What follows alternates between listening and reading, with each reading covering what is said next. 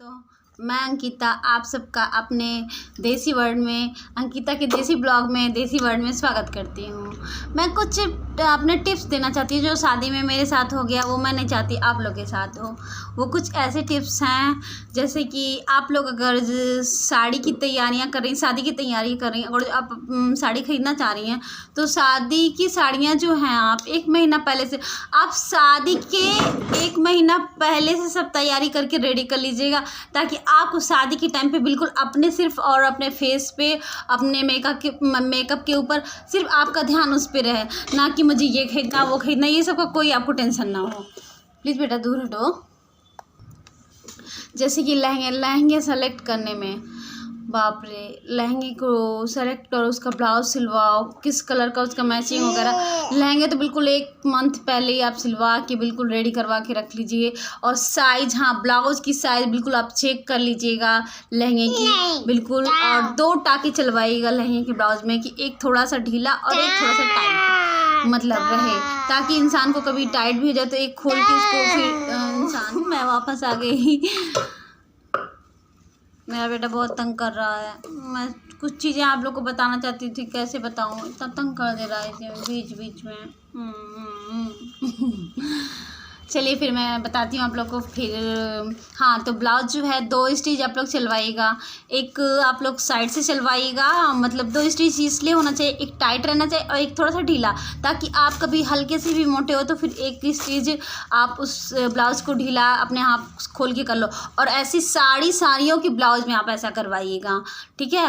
और दूसरी बात ये कि बिल्कुल सिमर, जिसको सिमर यहाँ पे ब्लाउज़ के पाइपिंग वगैरह होती है, जो लोग सिमर की लगवा देते हैं, जिनको चुभता हो, वो जिनका न्यू एक्सपीरियंस हो ब्लाउज़ पहनने का, पहली बात तो सिमर जिनको चुभता हो वो बिल्कुल अपने ब्लाउज़ के पाइपिंग में सिमर तो ना लगवाएंगे। कॉटन सिल्क वगैरह लगवा लेंगे पाइपिंग में, वो ठीक रहेगा, पर सिमर तो बिल्कुल नहीं लगवाएंगे। और कुछ चीज़ें जो चैन वाली होती हैं, साइड से ब्लाउज़ की चैन जो लगती हैं, उसमें आप लोग चैन वाले ब्लाउज मतलब घर वाले तो नहीं, 2-4 मतलब कम ही उससे ब्लाउज साइड वाले सिलवाए, क्योंकि वो चैन बहुत जल्दी ख़राब हो जाता है।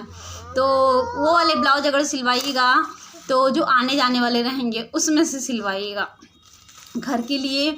और हाँ, घर के लिए 2-3 साड़ियाँ आप लोग भारी हैवी निकालिएगा, बाकी साड़ी बिल्कुल लाइट, क्योंकि जब हम लोग सोचते हैं ना ये साड़ी पहन ली वो साड़ी पहन ली, लेकिन पता है कोई भी साड़ी वो इंसान शादी के बाद पहन ही नहीं पाता है, क्योंकि हम लोग ऐसे मॉडल गर्ल्स हैं कि शादी के बाद अगर जो थोड़ी सी भी हम लोग को हवा मिली सूट पहनने की तो हम लोग सूट ही पहनने लग जाएंगे, कभी भी साड़ी को हाथ तक नहीं लगाएंगे। तो भाई आप लोग को मैं तो यही कहती हूँ कि 2-1 साड़ी हैवी मतलब आप घर के लिए रख सकते हैं, पर बाकी साड़ियाँ बिल्कुल लाइट वेटेड वाला ही साड़ी जो हो वही घर के लिए आप पहनने के लिए रखिएगा, वही घर पर पहनिएगा, ताकि बिल्कुल ईजी रहे, उसमें फंस के गिरे ना।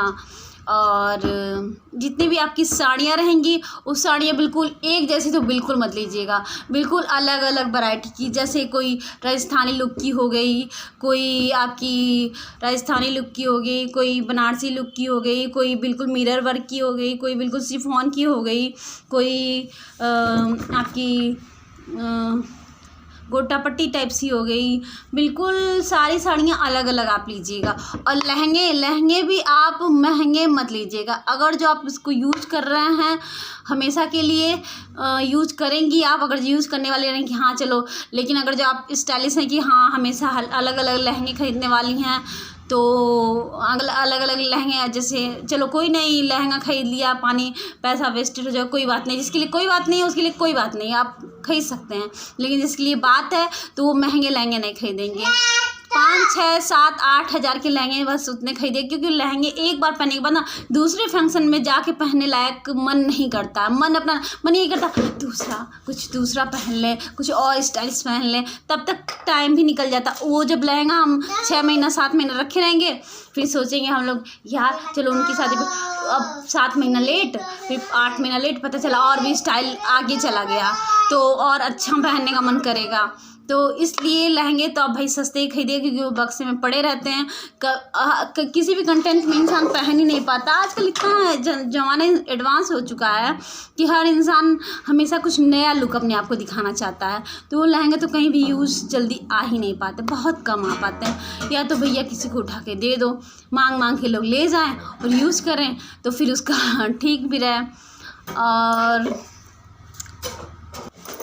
और ब्लाउज़ का, आपके ब्लाउज़ को हमेशा आप ऐसा मत बनवाइए कि यहाँ से आपकी ये ब्रा की पट्टी दिखने लग जाए। हमेशा यहाँ पे बिल्कुल बटन बिल्कुल यहाँ पे बनवा दीजिए कि ब्रा आपकी छुपी रहे, कभी भी ब्रा दिखाई ना दे। और दूसरा, ब्लाउज़ का आप अपना गला उतना ही रखिएगा जितना आप एक आध ब्लाउज़ चेक करके खुद देख लीजिए कैसा आपको फ़ील हो रहा है, उसके बाद से, या तो सूट में जितना आप करवाते हो। और पीछे से आप जितना करवाना चाहते हो करवा सकते हो। अगर सांवले हो तो पीछे से थोड़ा सा हल्का सा कम ही रखना, क्योंकि देखो शादी में हम लोग फेशियल वगैरह करवाते हैं, ठीक रहता है। उसके बाद से फिर पीछे का फिर मतलब उतना ग्लो नहीं मार पाता, उतना सही नहीं रहता, तो फिर पीछे से उतना सही नहीं लगता है। और दूसरी बात ये कि ब्लाउज़ हमेशा डिफरेंट तरीके से 2-3 सिंपल रखिएगा आप लोग, जो घर पहनने वाला रहेगा। और घर पहनने वाले में भी डिज़ाइन डाल सकते हैं, लेकिन 2-3 सिंपल रखिएगा। और जितनी बाहर की साड़ी रहेंगी सब में बिल्कुल डिज़ाइन अलग अलग तरीके का डालिएगा। तो उस चीज़ को सब कुछ अपने कंफर्टेबल को सोच के डालिएगा कि हाँ यहाँ से दिखेगा तो नहीं, यहाँ से मतलब यहाँ से इसकी चैन या जो भी हो सब कुछ बिल्कुल देख के। क्योंकि मैंने 2-1 ब्लाउज़ अपने साड़ी में बनवाया जो मैं आपको दिखाती हूँ। ये ब्लाउज़ है मेरा, जो यहाँ पे आपको मैं बता रही हूँ, यहाँ पे थोड़ा थोड़ा ये ऐसे करके यहाँ पे ब्रा दिखने लग जाती है, यहाँ पे आके तो यहाँ पे ब्रा दिखने लग जाती है। तो ऐसा कुछ बनवाइएगा भी तो एक आप लोग एक वो रख के चलिएगा, मतलब एक रख के चलिएगा कि हाँ अगर जो दिख जाएगा तो हम इस पे करेंगे क्या। तो यहाँ पे इसके मैचिंग का कपड़ा भी रख के चलिएगा कि मान लो बाय द वे दिख गया, तो इसीलिए तो मैं कह रही 1 महीना पहले आप ब्लाउज वगैरह बनवा के रखिए, ताकि अगर जो पहन के आप चेक करें और कुछ आपको दिख गया तो इस मैचिंग का ही कपड़ा कुछ यहाँ पे स्टाइलिश आप लगा सकें, या तो यहाँ पे कुछ भी आप मतलब नेट लगा सकें, या कुछ भी जो आपको कंफर्टेबल है, जो आपको माइंड करे कि उसमें क्या लगाना चाहिए। ठीक है। तो शादियों में आप कभी बड़े पार्लर पे मत भागिएगा कि हाँ ये ब्रांडेड पार्लर है, बहुत अच्छा 20,000 लगेगा, 30,000 लगेगा, आपको अच्छा सा सुंदर सा तैयार कर देंगे। बिल्कुल ऐसा नहीं होता है। आप उसका ट्रायल लेके देख लीजिएगा, क्योंकि अगर जो गोरी होंगी तो फिर तो बहुत अच्छा है, जिनका कलर थोड़ा सा डल होता है वो ब्रांडेड जितने भी बड़े बड़े पार्लर्स होते हैं उनको उतना अच्छे से नहीं कर पाते हैं, और कभी कभी उल्लू भी बन जाना पड़ता है। मेकअप के बारे में आप भी बिल्कुल कुछ जान के ही तभी बिल्कुल पार्लर के बारे में जाइएगा। इसीलिए मैं कह रही हूँ शादी से कुछ महीने पहले पार्लर की जानकारी कुछ ना कुछ यूट्यूब पे वगैरह सब कुछ आप सर्च करके देख लीजिएगा। क्योंकि मेरे साथ क्या हुआ था, मैं शादी के टाइम पे तैयार हुई थी दूसरे पार्लर से, तो वो मेरे को ठीक नहीं लगा। वो लोग इतना ज़्यादा मेकअप इंसान को कर देते हैं कि नहीं अच्छा लगा। फिर भी ठीक किसी हद तक फ़ोटो अच्छी आ गई वही बहुत है। फिर दूसरे पार्लर को मैंने बुक किया जो 20,000 रुपये का था, जिसमें से सारे कॉम्बो पैक थे, और वो एयर ब्रश का मेकअप था। उनका ब्रश ख़राब हो गया उस दिन, उनका एयर ब्रश का जो वो था इलेक्ट्रॉनिक का वो था वो ख़राब हो गया। तब मेरे को बताया भी नहीं, मुझे पता भी नहीं चला कि वो मेरा कौन सा मेकअप कर रही हैं वो, और उन्होंने मेरा मेकअप कर दिया। मेरे को उतना अच्छा नहीं लगा, और उन्होंने कुछ भी एक्स्ट्रा, वो लोग ना पता है वो लोग सबसे ज़्यादा एफर्ट किसको देते हैं, जो बहुत ही सुंदर होती हैं, गोरी होती हैं, उनको एफर्ट देते हैं। जो भी जिनका थोड़ा सा कलर डल होता है, जिनको कुछ पता नहीं होता, उनको कोई एफर्ट नहीं देते हैं। उन लोग को ना बस ऐसे कर दो, इन लोग को पता नहीं चलेगा, ये लोग ये सोचते हैं।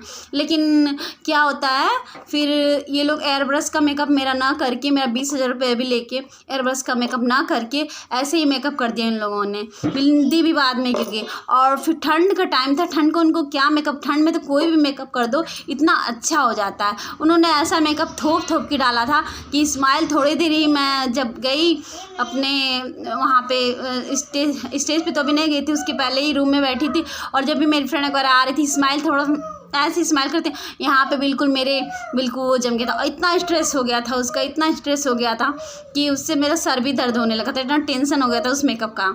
तो भाई आप लोग हमेशा पार्लर में जाने से पहले सब चेक कर लीजिएगा। अगर एयर बेस मेकअप कर रहे हैं तो वो कैसा होता है वो मेकअप, ये जान लीजिएगा। जिस मेकअप को आप करवाने के लिए आपने बुकिंग की है उस मेकअप कैसे किया जाता है, कैसे करेंगी, उसके बारे में जान लीजिएगा। नहीं होगा तो ट्रायल जान लीजिएगा, नहीं होगा तो किसी को करके दिखाएंगे, आप वो देख लीजिएगा, ताकि आपके फेस पे कभी भी कोई भी रैसेस या कभी भी कोई भी ऐसे थूपा ऐसा मेकअप ना कर देखिए। स्माइल करने से यहाँ पे बिल्कुल आपके ऐसे कुछ ना कुछ ख़राब हो जाए आपका फेस, स्पेशली जिनका कलर थोड़ा डल होता है। और बड़े पार्लर वाले इतने कॉन्फिडेंस में आपको लेंगे, इतने कॉन्फिडेंस में लेंगे कि आप भी उनके आगे एकदम बिल्कुल घुटना टेक देंगी। और जितने भी आपकी पहचान के लोग हैं, हाँ यार ये तो बड़ा पार्लर है, बहुत अच्छा है, ये है वो है, बिल्कुल आप तो बिल्कुल कहेंगी हाँ एकदम बिल्कुल। तो ऐसा बिल्कुल नहीं सोचिएगा कि बड़े पार्लर वाले ही बस अच्छा करते हैं। अगर जो आपकी नज़र में कोई आपके ऐसे आसपास भी कोई अच्छा पार्लर हो जो आज जिसको आपने देखा हो कि हाँ ये बेटर मतलब उस पार्लर की बराबरी की हैं, टक्कर की हैं, तो आप उनको भी बुक कर सकते हैं, लेकिन हाँ ट्रायल लेने के बाद। और जैसे मेहंदी की बात होती है, लोग कहते हैं जो बेस्ट लगाता है वही बहुत अच्छा होता है मेहंदी का। बिल्कुल मैंने बेस्ट से बेस्ट हायर किया था, पर बेस्ट वाला बिल्कुल लो निकल जाता है, क्योंकि वो सब आते हैं घर पे, किसी को पता नहीं होता है। मोटी मेहंदी लगाओ तो अच्छी ऐसे हो जाएगी, पतली मेहंदी लगाओ वही सबसे ज़्यादा बेटर होती है, वो लोग कुछ भी लगा के चले जाते हैं। इसलिए मेहंदी के टाइम पे भी आप लोग जब मेहंदी लगवा रही हैं तो मेहंदी के टाइम पे भी आप लोग मेरा गला सूख गया, 1 मिनट पानी पी लूँ। ये ना सोचिएगा कि हाँ मैं अपने हाई फाई दिखाने के चक्कर में और हाई फाई ही पार्लर की बुकिंग करूं। मैं भी अच्छे घर से हूं, मेरे मम्मी पापा टीचर्स थे, मैं भी चाहती थी कि मैं बहुत अच्छा क्या बोलता है मेकअप अपना करवाऊं और बहुत अच्छा क्या बोलता है मेरा मेकअप हो, हर चीज़ ब्रांडेड हो। पर ठीक है ब्रांडेड भी एक बात अच्छी होती है, बट आप जो भी आप तैयारी करें 1 मंथ पहले ही करें, बिल्कुल आपको टेंशन ना हो। साड़ियाँ हुई या कोई बिल्कुल मेकअप का हुआ या मेहंदी का हुआ, तो ये मेहंदी वगैरह आप ट्रायल वगैरह एक बार जिसको बुक करेंगे उससे ट्रायल करके देख लीजिएगा।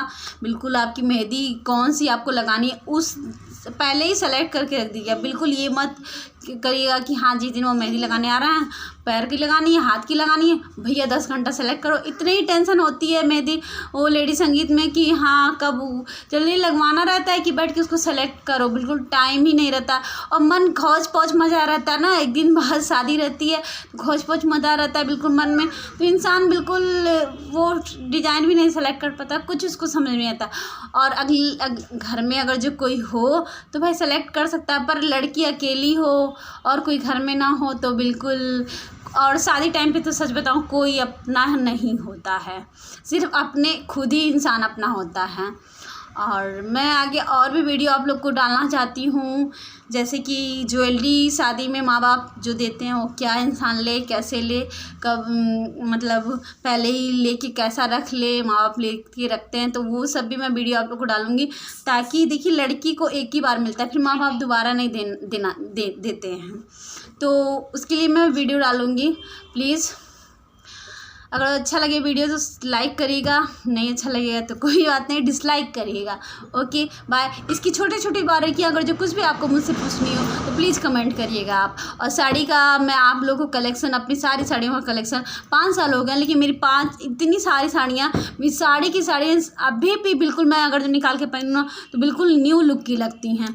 तो मैं अपनी साड़ी की भी आप लोग को बिल्कुल दिखाऊँगी उसका कैसा कैसा मैंने साड़ी लिया था, जो आज भी बिल्कुल पहनो तो बिल्कुल पुराने डिजाइन या बिना लुक की नहीं लगती हैं। तो मैं साड़ी का भी आप लोग को दिखाऊंगी, वीडियो बनाऊंगी। इसलिए प्लीज़ अगर जो मेरी वीडियो अच्छी लगी हो तो प्लीज़ लाइक करिएगा, कमेंट करिएगा। आपको कुछ भी पूछना हो तो प्लीज़ कमेंट करिएगा। बाय।